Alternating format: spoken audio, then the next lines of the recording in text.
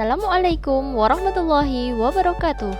Saya Sri Lestari, calon guru penggerak Angkatan 9 dari SDN 1 Kropak, Kabupaten Grobogan. Pada kesempatan kali ini, saya akan memaparkan demonstrasi kontekstual modul 1.4 Budaya Positif tentang penerapan segitiga restitusi. Segitiga restitusi. Restitusi adalah sebuah cara menanamkan disiplin positif pada murid. Restitusi bukan untuk menebus kesalahan, namun untuk belajar dari kesalahan. Tujuannya untuk memperbaiki hubungan. Sehingga menurut saya, restitusi adalah suatu proses dialog yang dijalankan guru atau orang tua untuk menciptakan kondisi bagi murid untuk memperbaiki kesalahan mereka, dengan harapan mereka bisa kembali pada keyakinan kelas dan menumbuhkan budaya positif dalam diri, dengan tujuan menghasilkan murid yang mandiri dan bertanggung jawab. Tahapan segitiga restitusi. Segitiga restitusi merupakan salah satu strategi yang dapat dilakukan sebagai proses untuk menciptakan kondisi yang menuntun murid untuk memperbaiki kesalahan-kesalahan yang mereka lakukan. Dalam tahapan restitusi terdapat 3 hal yang perlu dilakukan. 1. Menstabilkan identitas. 2. Validasi tindakan yang salah. 3. Menanyakan keyakinan. Menstabilkan identitas. Pada tahap ini merupakan bagian dasar dari segitiga restitusi yang bertujuan untuk mengubah identitas anak dari orang yang gagal karena melakukan kesalahan menjadi orang yang sukses. Kegiatan ini berdasarkan prinsip membuat kesalahan adalah bagian dari proses pembelajaran dan menggeser identitas gagal ke identitas sukses. Validasi tindakan yang salah. Tahap ini dilakukan berdasarkan prinsip setiap perilaku berupaya memenuhi suatu kebutuhan tertentu di mana guru akan bergeser dari pemikiran stimulus respon menjadi proaktif dengan mulai mengenali dan mengakui kebutuhan murid akan memperbaiki hubungan dengan murid. Menanyakan keyakinan. Tahap ini dilakukan dengan langkah murid akan diberi pertanyaan-pertanyaan yang bermakna untuk memunculkan motivasi secara intrinsik dan mampu mengaitkan keyakinannya dengan tindakan yang salah. Kasus 1. Sudah berbunyi, anak-anak sudah bersiap untuk baris sebelum masuk kelas, kecuali Najwa yang belum kelihatan. Begitu pelajaran akan dimulai, Najwa baru datang dengan kondisi kurang semangat. Berikut skenario penyelesaian masalah menerapkan segitiga restitusi. Tahu kenapa Najwa dipanggil Putari hari ini? Tahu Bu, karena saya datang terlambat. Tadi Najwa berangkat sekolah pukul berapa? Jam 7.40 Bu. Oh, Najwa tahu tidak di sekolah kita kalau masuk sekolahnya jam berapa? Tahu Bu, jam 7.15. Baik Najwa, Najwa tahu kalau sekolah kita masuknya pukul 7:15. Kira-kira kalau Najwa berangkat dari rumah pukul 7:15 sampai sekolah pasti sudah pukul 7:30. Lalu apakah Najwa sudah datang tepat waktu? Tidak Bu, saya terlambat. Oke, Putari tahu kita semua pasti pernah melakukan kesalahan. Mbak Najwa terlambat, Putari juga pernah terlambat datang ke sekolah atau terlambat masuk ke kelas untuk memberikan pelajaran. Tapi kita di sini tidak mencari siapa yang salah, tapi kita akan mencari solusi bersama-sama agar Mbak Najwa tidak datang terlambat lagi. Kira-kira Najwa pasti punya alasan kan mengapa Najwa datang terlambat hari ini? Saya mau kesiangan Bu. Oh, seperti itu. Kenapa Najwa kok bisa bangun kesiangan? Iya Bu, saya tidur larut malam karena bermain HP dan menonton YouTube sampai lupa waktu sehingga saya tidur kemalaman.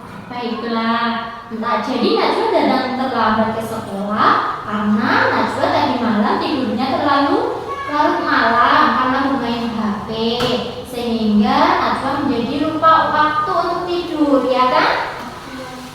Coba sekarang kita renungkan bersama. Apakah datang terlambat ke sekolah itu sudah sesuai dengan keyakinan sekolah? Tidak Bu, saya sudah melanggar keyakinan kelas.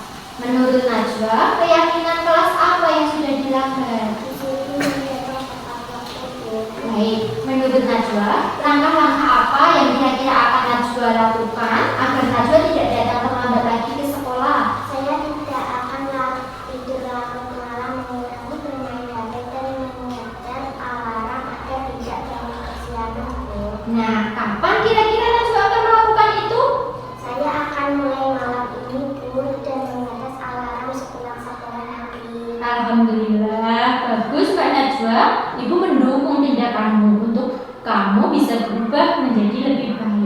Utari doakan Najwa menjadi anak yang selalu mematuhi peraturan dan menjalankan keyakinan kelas. Amin, baik Bu. Terima kasih ya Mbak Najwa, hari ini sudah bercerita dengan Utari sehingga Mbak Najwa mendapatkan solusi. Boleh sekarang Mbak Najwa kembali ke kelas. Assalamualaikum warahmatullahi wabarakatuh. Nama saya Najwa, saya murid dari kelas 4. Saya senang sekali diajak berdiskusi bersama dengan Bu Tari karena saya mendapat solusi agar tidak terlambat lagi datang ke sekolah.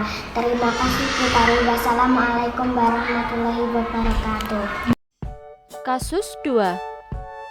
Rafael tidak terima ketika pekerjaannya dicontek oleh teman di sebelahnya sehingga ia merasa marah dan emosi kepada Eva karena Eva tidak meminta izin kepada Rafael ketika membutuhkan bantuan, malah mengambil buku pekerjaannya. Rafael dan Eva bertengkar saat jam pelajaran agama. Berikut skenario penyelesaian masalah menerapkan segitiga restitusi. Tadi mendapat informasi dari Bu Tutut perihal kalau hari ini di jam pelajaran agama kamu bertengkar dengan Eva sampai marah-marah dan Eva menangis ya? Ya Bu, soalnya saya akan sama Eva. Kenapa kamu kesal? Eva mengambil buku kertas saya tanpa meminta izin. Lalu dicontek kertas yang sudah saya kerjakan Bu. Dan ini juga hanya kertas Bu, tapi juga Eva selalu begitu. Oh begitu, pantas saja kalau kamu kesal. Kalau Utari jadi Rafael, mungkin Utari juga akan merasa kesal dan marah pada Eva. Lalu, apa yang terjadi lagi ketika kamu merasa kesal pada Eva? Coba ceritakan. Saya marah-marah pada Eva dengan suara keras dan tidak sengaja mengganggu Eva kecil Eva. Sejak sampai Eva menangis. Oh seperti itu, pasti kamu melakukan hal tersebut ada alasannya kan? Dia dulu karena saya sudah bersungguh-sungguh dan bersusah payah mengerjakan tugas tersebut. Malah Eva seenaknya mengambil tugas saya tanpa izin dan mengontak saya tidak sampai bersama sendiri. Baiklah, Ibu memahami kondisi Rafael. Apabila Rafael sangat marah pada Eva, Utari menghargai Rafael karena Rafael tidak melakukan hal yang lebih buruk pada Eva. Contohnya mungkin Rafael tadi kalau marah bisa saja memukul Eva, tapi Rafael tidak melakukan itu. Utari sangat menghargai itu. Coba sekarang kita renungkan bersama. Apakah sikap Rafael pada Eva dengan marah-marah dan membanting tempat pensil Eva itu sudah sesuai dengan keyakinan kelas kita? Menurut Rafael, dengan tadi bersikap seperti itu, keyakinan kelas apa yang sudah dilanggar? Menjaga kerukunan antar teman. Iya, benar. Menurut Rafael, menjaga kerukunan antar teman itu penting tidak? Penting Bu. Oke, kalau penting, menurut Rafael, maka keyakinan yang mana yang akan Rafael perbaiki? Saya harus lebih bersabar Bu. Apa Rafael bersedia untuk memperbaiki masalah ini? Saya akan meminta maaf kepada Eva agar lebih bersabar juga menahan saya serta saya akan memberitahu juga menahan saya serta saya akan memberitahu Eva agar tidak seperti itu dengan baik-baik Bu. Juga saya akan melaporkan Bu dari saya apabila ada teman yang mengambil buku-buku saya tanpa izin untuk mencontek. Baik, Ibu juga setuju dengan tindakan Rafael. Tetap semangat ya. Terima kasih sudah mau berbagi dan bercerita pada Utari sampai bisa menyelesaikan masalah ini. Rafael boleh kembali ke kelas. Assalamualaikum warahmatullahi wabarakatuh.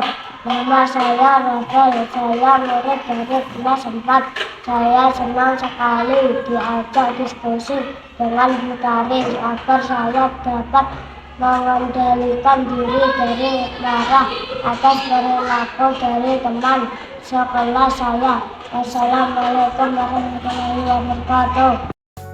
Demikian video demonstrasi kontekstual modul 1.4 budaya positif tentang penerapan segitiga restitusi. Sekian dan terima kasih. Salam dan bahagia. Wassalamualaikum warahmatullahi wabarakatuh.